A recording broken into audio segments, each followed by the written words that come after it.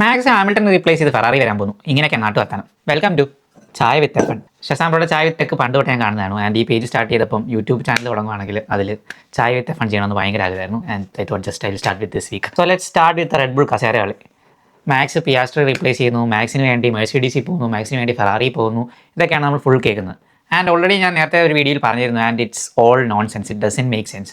മാക്സിനെ പറ്റിയ സാധനം Red Bull ആണ്. മാക്സിൻ്റെ എല്ലാം ഡിപ്പെൻഡ് ചെയ്തിരിക്കുന്ന റെഡ് ബുളിനെയാണ്. സിം റേസിങ്ങും എൻഡുറൻസ് റേസിങ്ങും എല്ലാം. മാക്സിന് ഒരിക്കലും പപ്പായ കൾച്ചറോ ടിഫോസി കൾച്ചറോ ഇതിലൊന്നും വളരാൻ പറ്റുന്നതോ എക്സീഡ് ചെയ്യാൻ പറ്റുന്നതല്ല. അതും എല്ലായിടത്തും ഒരു ഈക്വൽ ട്രീറ്റ്മെൻറ്റ് കിട്ടും. മാക്സിന് അങ്ങനെയല്ല. മാക്സിന് എപ്പോഴും ഒരു അഡ്വാൻറ്റേജ് എപ്പോഴും റെഡ് ബുള്ളിൽ കിട്ടിക്കൊണ്ടിരുന്നു. ആൻഡ് അതുകൊണ്ട് തന്നെ അതൊരിക്കലും സെൻസ് ഉണ്ടാക്കത്തില്ല. ആൻഡ് പിയാസ്ട്രിയുടെ മാനേജറായിട്ടുള്ള മാർക്ക് വെബർ ഉറപ്പിച്ചു പറഞ്ഞു ഇതൊക്കെ ഡസൻ മേക്ക് സെൻസ് തന്നെയാണെന്ന്. ആൻഡ് ഇപ്പോൾ ഏറ്റവും റീസെൻ്റ്ലി കേൾക്കുന്നതാണ് ഒലി ബെയർമാൻ്റെ കാര്യം. ശരിയാണ്, ഒലി ബെയർമാനെ മിക്കീസ് ആണ് ഫെറാറിയുടെ ഡ്രൈവർ പ്രോഗ്രാമിലേക്ക് സൈൻ ചെയ്തത്. പക്ഷെ നമ്മൾ ഓർക്കണം, റെഡ് ബുളിന് ഒരു ഡ്രൈവർ പ്രോഗ്രാമുണ്ട്, അവിടെ കുറേ ഡ്രൈവേഴ്സുണ്ട്. അവരെയൊക്കെ റീപ്ലേസ് ചെയ്ത് വലിയ ബെയർമാനെ കൊണ്ട് നടക്കാൻ തോന്നുന്നു. സോ അതും സംഭവിക്കാൻ പോകുന്നില്ല. ഇതെല്ലാം ജസ്റ്റ് ഇങ്ങനെ ഈ അന്വേഷണങ്ങളെ അല്ലെങ്കിൽ ആൾക്കാരുടെ ഡിസ്കഷൻസിനെ ചുമ്മാ റൂമേഴ്സ് ആക്കി അങ്ങ് പരത്തുക. എവിടെയെങ്കിലും വെച്ച് ഒലി ബെയർമാനോട് ഹായ് പറഞ്ഞു കാണും മാക്സോ അല്ലെങ്കിൽ ഈ മിക്കീസോ.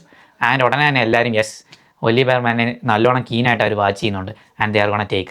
ശരിയാണ്, ഒലി ബെയർമാനെ വാച്ച് ചെയ്യുന്നുണ്ടായിരിക്കും. യങ് ടാലൻ്റാണ് ഒലി ബെയർമാൻ. ഫെറാറി ഫ്യൂച്ചർ ഭയങ്കര ഫ്രണ്ടിലോട്ട് പോകുമ്പോഴേ ഉള്ളൂ, അല്ലാണ്ട് നിയർലി ഇല്ല. കാരണം ലെക്ലെയറും and Hamilton they are both there. So അതുകൊണ്ട് നിയർ ഫ്യൂച്ചറിൽ ഒരു ഫെറാറി ഫ്യൂച്ചർ ഭയങ്കര പാടായിരിക്കും. ആൻഡ് അതുകൊണ്ട് തന്നെ ഒലി ബെയർമാൻ്റെ ആൾക്കാർ പല സ്ഥലങ്ങൾ തപ്പുന്നുണ്ടായിരിക്കും. പക്ഷേ റെഡ് ബുൾ ഈ ഡ്രൈവർ പ്രോഗ്രാമിൽ നിന്ന് ഈ പിള്ളേരെ വിട്ടിട്ട് ഫെറാറി ഡ്രൈവർ പ്രോഗ്രാമിൽ നിന്ന് ആരും എടുത്തുകൊണ്ട് വരാൻ പോകുന്നില്ല. പിന്നെ ഈ ഡ്രൈവർ മാർക്കറ്റിലെ ചേഞ്ചസ് ഇല്ല, അത് ടോപ്പ് 4 ടീംസിന് എന്തായാലും വരത്തില്ല. താഴത്തെ 4, താഴത്തെ 3 അല്ലെങ്കിൽ ഈ ടീമുകൾ ഉറപ്പായിട്ടും വരും. ഔഡി, വില്യംസ്, ആൽപൈനി വരാൻ സാധ്യതയില്ല. ഹാസിൽ വരും. ആസ്റ്റൺ മാർട്ടിൽ അവരുടെ ഹംഗറി അപ്ഡേറ്റ് കഴിഞ്ഞിട്ട് നമുക്കറിയാം. പക്ഷേ ബാക്കി 3 വില്യംസ്, ഔഡി, ഹാസ് ഇതിൽ ചേഞ്ചസ് വരാൻ സാധ്യതകളുണ്ട്. കാർലോസ് സൈൻസ് പോകാനും അങ്ങോട്ടും ഇങ്ങോട്ടും വരാം. കാരണം കാർലോസ് സൈൻസിന് നല്ലൊരു കാർ പ്രോമിസ് ചെയ്താൽ കൊണ്ടുവന്നു, അത് ചീത്തയായിരുന്നു എന്ന് മനസ്സിലായല്ലോ. അപ്പോൾ അത് അപ്ഡേഷൻസ് പ്രോമിസിങ് ആണോ എന്ന് ചോദിച്ചാൽ പ്രോമിസിങ് ആവാൻ സാധ്യതയുണ്ട്. പക്ഷേ അത് പറയാൻ പറ്റത്തില്ല. അത് കാർലോസ് സൈൻസിന് ഡിസൈഡ് ചെയ്യാം. കാരണം 1+1 ആണെന്ന് തോന്നുന്നു സയൻസിനല്ല, 2+1 ആണ്. 2 അങ്ങനെ കണ്ടാണ് കോൺട്രാക്ട്. സോ അതുകൊണ്ട് തന്നെ കാർലോസ് സൈൻസിന് മാറാനുള്ള ചാൻസ് ഉണ്ട്. +1 ഇയർ ആയിരുന്നു. അതുകൊണ്ട് കാർലോസ് സൈൻസിന് ഔഡിയിലോട്ട് പോകാൻ പറഞ്ഞാൽ ഔഡിയാണ് ആദ്യം കാർലോസ് സൈൻസിനെ അപ്രോച്ച് ചെയ്തത്. പക്ഷേ ഔഡിയിലെ 2 ഡ്രൈവേഴ്സും കൊള്ളാം, എനിക്കിഷ്ടപ്പെട്ടു അവർ ഡ്രൈവ് ചെയ്യുന്നത്. അതുകൊണ്ട് അവരെ മാറ്റമൊന്നും അറിയത്തില്ല. പിന്നെ നിക്കോ കുറച്ചും കൂടി ഏജ് ആയിക്കൊണ്ടിരിക്കുകയാണ്. പക്ഷേ മറ്റേ പ്രായം കൂടുന്നതും വീര്യം കൂടുന്നതൊക്കെ നിക്കോ അവിടെ ഉണ്ട്. Q3 അപ്പിയറൻസ് ഒക്കെ മേക്ക് ചെയ്യാൻ നോക്കുന്നുണ്ട്. ഭാഗ്യം കൊണ്ട് പല സ്ഥലങ്ങളും പോയതാണ്. ഒരു പോയിന്റ് ഫിനിഷൊക്കെ ഭാഗ്യം ഇല്ലാത്തതുകൊണ്ട് പോയതാണ് ഓസ്ട്രേലിയയിലൊക്കെ. ബട്ട് നല്ല ഒരു ഇതാണ് ചേഞ്ചസ് വരാൻ സാധ്യത ഉള്ളത്. താഴത്തെ ടീംസാണ്, ടോപ്പ് ടീംസിലായിരിക്കത്തില്ല. പക്ഷേ കുറച്ചും കൂടെ സിഗ്നിഫിക്കൻസ് ഉള്ളതാണ് ആസ്റ്റൺ മാർട്ടിൻ ക്രിസ്റ്റ്യൻ ഹോർണറെ അപ്രോച്ച് ചെയ്തെന്ന് പറഞ്ഞു. അതിന് കുറച്ചും കൂടെ ഒക്കെ ചാൻസ് ഉണ്ട്. കാരണം കഴിഞ്ഞ വർഷം they were in talks and almost ഡീലിലേക്ക് എത്തിയാണ്, പിന്നെ പിൻവാങ്ങിയതാണ്. പിന്നീട് ആസ്റ്റൺ മാർട്ടിൻ കാര്യമായ ന്യൂ ഇയർ ഒക്കെ കിട്ടി, അതിൻ്റെ പുറകെ സെറ്റ് ചെയ്തുകൊണ്ടിരിക്കുന്നതിൻ്റെ പുറകെയായിരുന്നു. ബട്ട് ഹോണറിന് വരാൻ ചാൻസ് ഉള്ള സ്ഥലമാണ്. ഹോണർ ആൽപൈനുമായിട്ട് ഡിസ്കഷൻ നടക്കണമെന്ന് പറയുന്നു. അത് രണ്ടും ചാൻസ് ഉണ്ട്. പക്ഷേ ഒരിക്കലും BYDയുടെ ഡിസ്കഷൻ ഉണ്ടെന്ന് പറയുന്ന ഒരു കാര്യമുണ്ട്. അത് ഹോണർ തന്നെ പറഞ്ഞു അങ്ങനെയൊന്നുമില്ല, അങ്ങനെ ഒരു ഓപ്പർച്യൂണിറ്റി വരുന്നില്ല എന്ന് പറയുന്നുണ്ട്. പക്ഷേ ഹോണറെ നമ്മുടെ പാഡൊക്കെ നല്ലോണം മിസ് ചെയ്യുന്നുണ്ട്. He should be there attacking all the F1 bosses. ഓരോന്നിനെയും ചോദ്യം ചെയ്ത് അതും എല്ലാത്തിനെയും ചോദ്യം ചെയ്തുകൊണ്ടിരുന്നു. ആൻഡ് അങ്ങനത്തെ ഒരാളാണ് റെഡ് ബുൾ ഇപ്പം മിസ് ചെയ്യുന്നത്. അതുകൊണ്ടാണ് റെഡ് ബുളിൻ്റെ എല്ലാ ഒരു സ്ട്രക്ചർ വൈസും പൊട്ടയായിട്ടിരിക്കുന്നത്. ആൻഡ് ആ സ്ട്രക്ചറൽ പ്രശ്നം തന്നെയാണ് ആസ്റ്റൺ മാർട്ടിൻ ഉണ്ടാകുന്നത്. ഓൾറെഡി ആസ്റ്റൺ മാർട്ടിൻ്റെ പോഡ്കാസ്റ്റിൽ എഡ്രിയൻ ന്യൂയി പറഞ്ഞു. അതായത് എല്ലാം കുളമായി കിടക്കുകയാണ്, കമ്മ്യൂണിക്കേഷൻ ഗ്യാപ്പ് ഉണ്ട്, ടീം സ്ട്രക്ചർ ചെയ്തിരിക്കുന്നത് ശരിയല്ല. അതുകൊണ്ട് തന്നെ അത് ഫിക്സ് ചെയ്യാനുണ്ട്, എന്നിട്ട് ഡെവലപ്മെൻറ്റും ഫിക്സ് ചെയ്യാനുണ്ട്. ഇതൊക്കെ ഫിക്സ് ചെയ്ത് ഹംഗറിയൊക്കെ ആകുമ്പോൾ നല്ലൊരു പാക്കേജ് കൊണ്ടുവരും, പോയിൻറ്റ്സ് സ്കോർ ചെയ്യുന്നതാണ് എഡ്രിയൻ ന്യൂയി പറയുന്നത്. പക്ഷേ ആ ഒരു ഫിക്സിങ് എന്ന് പറയുന്നത് ഹോണർ കൊണ്ടൊന്ന് ഫിക്സ് ചെയ്യാനും പറ്റും. സോ സാധ്യത ഇല്ലാണ്ടില്ല. അതൊരു കുറച്ചും കൂടെ റെലവൻ്റ് ഉള്ള ന്യൂസാണ്. കാരണം FIAയുടെ പ്രസിഡന്റ് പറഞ്ഞു they expect him to come back. And ഹോണർക്ക് നല്ല താല്പര്യമുണ്ട്. അപ്പം നല്ലൊരു പൊളിറ്റിക്കൽ ആയിട്ട് പൊളിറ്റിക്കലി സൂപ്പറായിട്ടുള്ളൊരു ആളുള്ളപ്പം ആ ആളെ വിട്ട് കളയാൻ ആസ്റ്റൺ മാർട്ടിനോ അങ്ങനെ ആൾക്കാരോ നോക്കത്തില്ല. അവർക്ക് അങ്ങനെ ഒരു മിസ്റ്റേക്ക് ഉണ്ടെങ്കിൽ, അങ്ങനെ ഒരു കുഴപ്പമുണ്ടെങ്കിൽ അത് ഫിക്സ് ചെയ്യാൻ വേണ്ടി ഹോണറെ കൊണ്ടുവരുന്നതൊക്കെ നല്ലതായിരിക്കും. പിന്നെ F1 വേൾഡ് ഏറ്റവും കൂടുതൽ നോക്കിയിരുന്ന ഒരു ഇവൻ്റ് ആയിരുന്നു ഗുഡ്വുഡിലെ ഫെസ്റ്റിവൽ ഓഫ് സ്പീഡ്. അത് ഈ വീക്കെൻഡിൽ നടന്നു, 9th to 12th നടന്നു. സൂപ്പറായിരുന്നു. എനിക്കതിൽ ഏറ്റവും ഇഷ്ടപ്പെട്ട ആ ഫോർമുല Eയുടെ 4th generation car super looking ആയിരുന്നു. പിന്നെ എനിക്ക് ഭയങ്കര അത്ഭുതമായിട്ട് തോന്നിയ ആ ലെഗോയുടെ കാർ. പണ്ട് കുഞ്ഞിലെ ലെഗോ ഒക്കെ കണ്ട് കാർ കൈ പിടിച്ചുകൊണ്ടാണെന്നുണ്ടല്ലാണ്ട് അത് റോഡ് റണ്ണിങ് ആയിട്ട് ഒരു കാറായിട്ട് കാണുമെന്ന് ഞാൻ വിചാരിച്ചില്ല. അത് സൂപ്പറായിരുന്നു. പിന്നെ ഓഫ് കോഴ്സ് RB17 റെഡ് ബുളിൻ്റെ ഡ്രീം ഹൈപ്പർ കാർ പ്രൊജക്റ്റ് ആയിരുന്നു. അത് എഡ്രിയൻ ന്യൂ പിടിച്ചു. എഡ്രിയൻ ന്യൂ ഇന്ന റെഡ് ബുൾ വീണ്ടും നമ്മൾ കണ്ടു. ആൻഡ് പിന്നെ റോസി കിമിയുടെ ആദ്യത്തെ ഡ്രൈവ് ഇൻ ഗുഡ്വുഡ്, ലാൻഡോ മക്ലാൻ്റെ ഹൈപ്പർ കാർ ഓടിക്കുന്നത് കണ്ടു. പിന്നെ ആൽപൈൻ്റെ ഇലക്ട്രിക് കാർ നമ്മുടെ ഗ്യാസിൽ ഓടിക്കുന്നത് കണ്ടു. നല്ലതായിരുന്നു, സൂപ്പർ ഷോ ആയിരുന്നു. അടുത്ത വർഷം പറ്റുമെങ്കിൽ അത് ഞാൻ കവർ ചെയ്യാൻ പോകും, കുറച്ച് ഷൂട്ട് ചെയ്യാൻ വേണ്ടി. കാരണം ഈ വർഷം ഞാൻ നോക്കിലെ സ്കോട്ട്ലൻഡിലുള്ളൊരു FIA അപ്രൂവ് ട്രാക്കാണ്, അവിടെ റേസിംഗ് നടക്കാറുണ്ട്. ഞാൻ അത് കവർ ചെയ്തായിരുന്നു. അത് കണക്ക് എനിക്ക് അടുത്ത വർഷം കവർ ചെയ്യാൻ പോകണം നല്ല ആഗ്രഹമുണ്ട്. I hope I could cover that. Ferrari busy in Madring ആണ്. മാഡ്രിങ്ങിൽ ആദ്യമായിട്ട് ഒഫീഷ്യലി ഒരു F1 ലാപ്പ് ടൈം ഇത് ചെയ്യുന്നത് ഫെറാറിയാണ്. സോ അവർ പ്രൊമോഷണൽ പർപ്പസിനായിട്ടാണ് മാഡ്രിങ്ങിൽ ഷൂട്ടിങ് നടത്തുന്നത്. പക്ഷേ അവർക്ക് കുറച്ച് ഡേറ്റയും കിട്ടുമായിരിക്കും, ചുമ്മാ പറയുന്നതായിരിക്കും, നിങ്ങൾ പ്രൊമോഷണലൊക്കെയാണ്.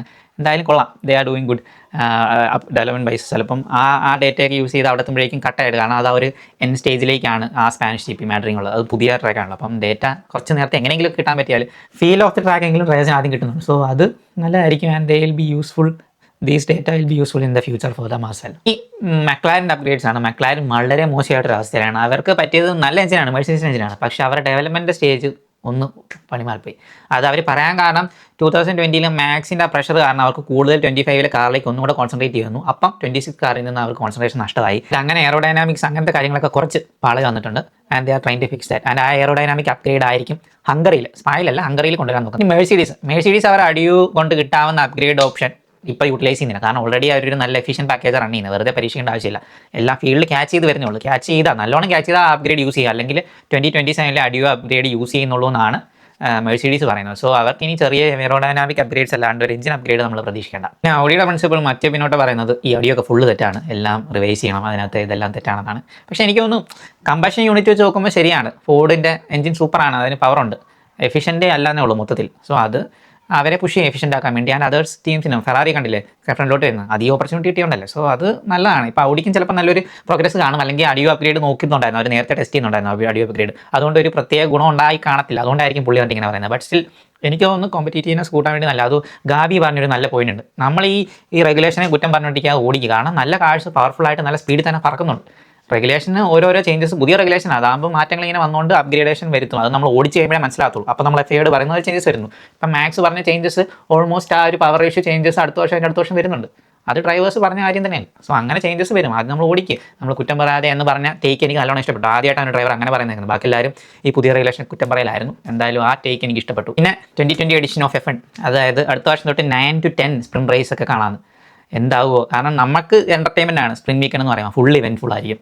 ടിക്കറ്റ് കൂടുതൽ സെയിൽ നടക്കുന്നുണ്ട്. ഇപ്പം ബ്രിട്ടീഷ് GP ഏറ്റവും കൂടുതൽ അറ്റൻഡൻസ് ഉണ്ടായിരുന്നു, കാരണം അതായത് സ്പ്രിന്റ് വീക്കെൻഡ് ആയിരുന്നു. അപ്പം വെള്ളിയാഴ്ച തൊട്ട് തന്നെ എല്ലാവരും ടിക്കറ്റ് എടുക്കും. 1.5 ലക്ഷം 2 ലക്ഷം പേര് അപ്പം തന്നെ ടിക്കറ്റ് എടുത്തിട്ടുണ്ട്. 3 ഡേയിലും അത്രയും പേര് ടിക്കറ്റ് എടുക്കുന്നുണ്ട്. അപ്പം 5 ലക്ഷം ആവുമല്ലോ. സോ അതാണ് അറ്റൻഡൻസ് അത്രയും വരാൻ കാര്യം. അത് കണ്ടിട്ടൊക്കെ ആയിരിക്കും സ്പ്രിന്റ് വീക്കെൻഡുകൾ എണ്ണം കൂട്ടിയത്. പക്ഷേ ഒന്ന് ആലോചിക്കണം, ഡ്രൈവർമാരുടെ മെൻ്റൽ ഹെൽത്തും ഫിസിക്കൽ ഹെൽത്തും നല്ലോണം ടെസ്റ്റ് ചെയ്യും ഓരോ റേസും ഓരോ ക്വാളിഫയിങ്. അപ്പം അതിൻ്റെ എണ്ണം കൂടും തോറും അത് പ്രശ്നമാകും. ഇനി ഡ്രൈവർമാർ പറയുന്നതൊക്കെ എന്താകും, കാരണം ഓൾറെഡി 24 റേസ് ആക്കിയപ്പോഴേ ഇവർക്കൊന്നും ഇഷ്ടപ്പെടുന്നില്ല. അപ്പോഴാണ് ഇനി അതും കഴിഞ്ഞിട്ട് 10 റേസും കൊണ്ടൊക്കെ വന്നേക്കുന്നത്. അപ്പം കണ്ടറിയാം. പക്ഷേ FIA എൻ്റർടൈൻമെൻറ്റിനെയും പ്രൊമോട്ട് ചെയ്യുന്നുണ്ട്.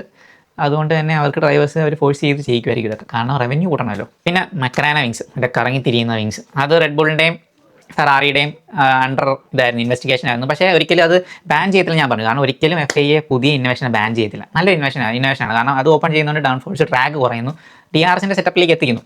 അത് നല്ലൊരു ഇന്നോവേഷനാണ്. ആൻഡ് ഫെറാറിയുടെ ഒരിക്കലും കോപ്പി അടിച്ചല്ല റെഡ് ബുൾ. ഫെറാറി അത് പുറത്ത് കാണിച്ചപ്പോൾ റെഡ് ബുൾ അതേ സമയത്ത് തന്നെ അത് ഡെവലപ്പ് ചെയ്തിട്ടുണ്ടായിരുന്നു. And they are entirely different സ്ട്രക്ചറിലും എല്ലാത്തിലും. ഔട്ട്കം ഒരേപോലെ ആയിരിക്കും, പക്ഷേ സ്ട്രക്ചറിലും കാര്യങ്ങളെല്ലാം ഡിഫറൻ്റ് ആണ്. എല്ലാ എഞ്ചിനീയേഴ്സും തിങ്ക് ചെയ്യുമല്ലോ പല രീതി, കാരണം ഓൾറെഡി ഉണ്ടായിരുന്നു DRS. അപ്പോൾ അതിൻ്റെ ഒരു സ്ലൈറ്റ് കൺവേർട്ടഡ് രീതിയാണ് ഈ മക്രാന വിങ്സ് എന്നേ ഉള്ളൂ. സോ ആ തിങ്കിങ് പ്രോസസ്സ് രണ്ട് ടീമിൽ യൂട്ടിലൈസ് ചെയ്തതേ ഉള്ളൂ, അല്ലാണ്ട് കോപ്പി അടിച്ചതല്ല. ആൻഡ് ഫെറാറി പിന്നെ ഈ സ്പായിൽ ഈ മക്രാന വിങ്സിൻ്റെ കുറച്ചും കൂടെ അപ്ഡേറ്റഡ് വേർഷൻ കൊണ്ടുവരുന്നു. 11 കിലോമീറ്റേഴ്സിൻ്റെ അഡ്വാൻറ്റേജും കൂടെ കിട്ടും. 11 കിലോമീറ്റേഴ്സ് ഇതുള്ള അഡ്വാൻറ്റേജ് കൂടെ കിട്ടുമെന്ന് പറയുന്നു. എന്തായാലും FIA റെഗുലേറ്റ് ചെയ്തിട്ടുണ്ട് ചെറുതായിട്ട്, അതായത് ഇത് ക്ലോസ് ചെയ്യാനുള്ള സ്പീഡ് കുറച്ചും കൂടെ സ്പീഡിൽ ഇത് ക്ലോസ് ചെയ്യണമെന്ന് പറഞ്ഞുകൊണ്ട് റെഗുലേഷനും കണക്കൊരു സാധനം കൊണ്ടുവരുന്നുണ്ട്. So it will be regulated, പക്ഷേ ബാൻ ചെയ്യത്തില്ല. ബാക്കിയുള്ള ടീംസ് ഇനി ചിന്തിക്കും, അവരും കൊണ്ടുവരും, പിന്നെ ഇത് ടൈറ്റർ ആവും. Super way of handling things. അത് FIA ഇപ്പോൾ ചെയ്യുന്ന നല്ലതാണ്. അത് തന്നെയാണ് ഇപ്പോൾ കഴിഞ്ഞ ദിവസം റേസിങ്ങിലും കറക്റ്റ് രീതി എന്ന് പറഞ്ഞത് സേഫ്റ്റി കാറിൽ എൻഡ് ചെയ്യാൻ തന്നെയാണ്, അതാണ് റെഗുലേഷൻ. പക്ഷേ ഇൻട്രസ്റ്റിംഗ് ആക്കാൻ വേണ്ടി അവർക്ക് ഒരു കാര്യം ചെയ്യായിരുന്നു, ആ ലാപ്പിൽ റെഡ് ഫ്ലാഗ് ചെയ്യായിരുന്നു. റെഡ് ഫ്ലാഗ് ചെയ്തിട്ട് ട്രാക്ക് ഫുള്ളി ക്ലിയർ ചെയ്തിട്ട് റേസിംഗ് ലാപ്പ് 2 നടത്തായിരുന്നു. അത് റെഗുലേഷന് തന്നെ ഫോളോ ചെയ്യും, കാരണം റെഡ് ഫ്ലാഗ് ചെയ്യാനുള്ള എല്ലാ സിറ്റുവേഷൻ ഉണ്ടായിരുന്നു. മാക്സിൻ്റെ കാർ ആ ഒരു ഗ്രാവിൽ കിടക്കുമായിരുന്നു, ഏത് കാറിന് വേണമെങ്കിലും തെന്നി അങ്ങോട്ടേ ഇല്ല. സോ ആ ഒരു ഇത് യൂട്ടിലൈസ് ചെയ്യായിരുന്നു. പക്ഷേ അവരത്രയും ചിന്തിച്ചില്ല. And they follow the regulation, അത്രേ ഉള്ളൂ. ആൻഡ് FIA ഇപ്പം റെഗുലേഷൻ്റെ കാര്യത്തിൽ കുറച്ചും കൂടെ പ്രോപ്പറാണ്, നല്ലതാണ്. സോ ഇങ്ങനത്തെ കാര്യങ്ങളൊക്കെയാണ് ഈ വീക്കെൻഡിൽ കഴിഞ്ഞ ദിവസങ്ങളിലൊക്കെ ആയിട്ട് നടന്നത്. And Ferrari are showing promising approach to their upgrade. എനിക്കൊന്ന് ഓസ്ട്രേലിയക്കാർ ബെറ്റർ ആയിരുന്നു. ഓസ്ട്രേലിയ അപ്ഗ്രേഡ് ആ ഹയർ ഓൾട്ടിറ്റ്യൂഡ് ആയതുകൊണ്ട് തന്നെ ഹീറ്റിംഗ് ഇഷ്യൂ കൊണ്ടാണ് അവർക്ക് അത്രയും പ്രശ്നങ്ങൾ വന്നത്. വേറെ എഞ്ചിൻ മുകളിൽ റൺ ചെയ്യേണ്ടി വന്നു ഇടയ്ക്ക് ലാപ്പുകളിലൊക്കെ. പക്ഷേ സിൽവർസ്റ്റോണിൽ കുഴപ്പമില്ല. അതുകൊണ്ട് ഹാമിൽട്ടനാണ് ഏറ്റവും ഫാസ്റ്റസ്റ്റ് ടൈമിൽ ഏറ്റവും ഹയസ്റ്റ് സ്പീഡ് ക്ലോക്ക് ചെയ്തത് സിൽവർസ്റ്റോണിൽ ഹാമിൽട്ടൺ. എനിക്ക് 350 km/h അത് ചെയ്തു. സോ ഫെറാറിയുടെ അപ്ഗ്രേഡ് വർക്കിംഗ് ആണ്. ആൻഡ് എല്ലാവരും ക്യാച്ചിങ് അപ്പ് ആണ്. മെഴ്സീഡീസ് എഫിഷ്യൻ്റ് ആണ്, ഫെറാറി പവർഫുൾ ആയിക്കൊണ്ടിരിക്കുന്നു. റെഡ് ബുളും കൂടെ ഒന്ന് സെറ്റായി, മെക്ലാരനും കൂടെ സെറ്റായി, എല്ലാം സെറ്റ്. സോ ഇതൊക്കെയാണ് ഈ ഇതിലെ. ആൻഡ് ഇനി ഞാൻ ഇങ്ങനത്തെ വീഡിയോസ് ഇടയ്ക്ക് യൂട്യൂബിലാണ്, ഇൻസ്റ്റാഗ്രാമിലല്ല, യൂട്യൂബിൽ ഇടുന്നതായിരിക്കും. പുള്ളിയുടെ വീഡിയോ കാണുമ്പോഴേ എനിക്ക് പേജ് തുടങ്ങിയപ്പോഴേ ചായ വിത്ത് എഫ് എൻ തുടങ്ങണമെന്ന് നല്ല ആഗ്രഹം ഉണ്ടായിരുന്നു. ഐ ഹോപ്പ് ആൾക്കാർക്ക് ഇത് ഇഷ്ടപ്പെടും. എനിക്ക് കുറച്ചും കൂടെ എഡിറ്റ് കൂടുതൽ ചെയ്യാതെ ഇഷ്ടമാണെങ്കിൽ തോന്നിയ വിളിച്ച് പറയാൻ പറ്റുന്നൊരു ഇതായിട്ട് ചായ വിത്ത് എഫ് എൻ യൂസ് ചെയ്യാം. ചായ എഫ് എണ്ണും കൂടെ ഉണ്ട് കേട്ടോ. ഞാനത് ചൂട് നല്ലോണമായിട്ട് തിളച്ചിരിക്കുന്നതുകൊണ്ട് ഞാൻ കുടിക്കാത്തതാണ്. ആൻഡ് അടുത്തൊരു വീഡിയോ ആയിട്ട് എപ്പോഴെങ്കിലും ഞാൻ വരുന്നതായിരിക്കും. Thank you for watching.